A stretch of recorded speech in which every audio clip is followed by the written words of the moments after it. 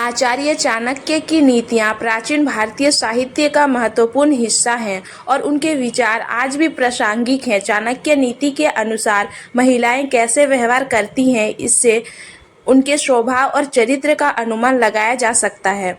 चाणक्य के अनुसार गलती करने पर रोने और चिल्लाने वाली महिलाएं। जब कोई महिला गलती करती है और फिर उस गलती के लिए डांटने पर रोने या चिल्लाने लगती है, तो चाणक्य इसे एक नकारात्मक गुण मानते हैं। चाणक्य का मानना था कि इस प्रकार की महिलाएं अपनी गलती स्वीकार करने के बजाय भावनात्मक रूप से प्रतिक्रिया करके स्थिति से बचने की कोशिश करती हैं। इससे यह पता चलता है कि वे अपनी गलतियों से नहीं सीखती और खुद को सुधारने की कोशिश नहीं करती। गलती न करने पर भी रोने वाली महिलाएं। दूसरी ओर, अगर कोई महिला बिना गलती किसी के मामूली बातों पर भी रो पड़ती है, तो चाणक्य के अनुसार इसे एक सकारात्मक गुण के रूप में देखा जा सकता है। इसका मतलब है कि वह महिला संवेदनशील और भावुक है और उसे दूसरों की भावनाओं का ख्याल है। यह स्वाभाविक रूप से उस पर विश्वास और भरोसा करने के लायक बनता है।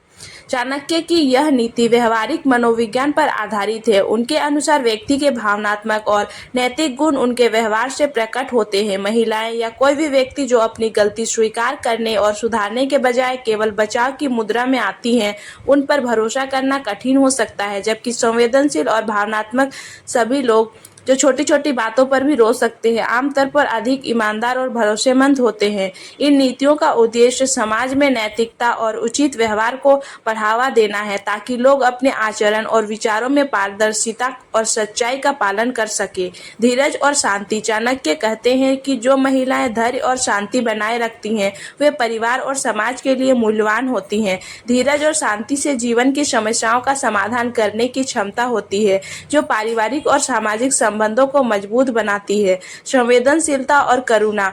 संवेदनशील और दयालु महिलाएं समाज की रीढ़ होती हैं। इन गुणों के कारण वे दूसरों की समस्याओं को समझती हैं और उनकी मदद करने के लिए तैयार रहती हैं। सत्यवादी और ईमानदार। जो महिलाएं सत्य बोलने और ईमानदारी का पालन करने में विश्वास रखती हैं, वे सम्मान और विश्वास के योग्य होती हैं। सत्य और ईमानदारी का पालन करने वाली महिलाएं रिश्तों में स्थिरता और विश्वास बनाए रखने में महत्वपूर्ण भूमिका निभाती हैं। कर्तव्य निष्ठा। चाणक्य के अनुसार अपने कर्तव्यों का पालन करने वाली महिलाएं परिवार और समाज के लिए प्रेरणा स्रोत होती हैं। कर्तव्य निष्ठा से जीवन में अनुशासन और सफलता आती है। विद्वता और ज्ञान। ज्ञान और विद्वता रखने वाली महिलाएं समाज को दिशा देने में सक्षम होती हैं। उनका ज्ञान और समझ परिवार और समाज के विकास में योगदान देता है। चाणक्य ने यह भी बताया है कि महिलाओं के गुण और स्वभाव को पहचान कर ही उनसे उचित व्यवहार और सम्मान किया जाना चाहिए। किसी भी व्यक्ति के चरित्र और आचरण का मूल्यांकन उसके कार्यों और व्यवहार से किया जा सकता है।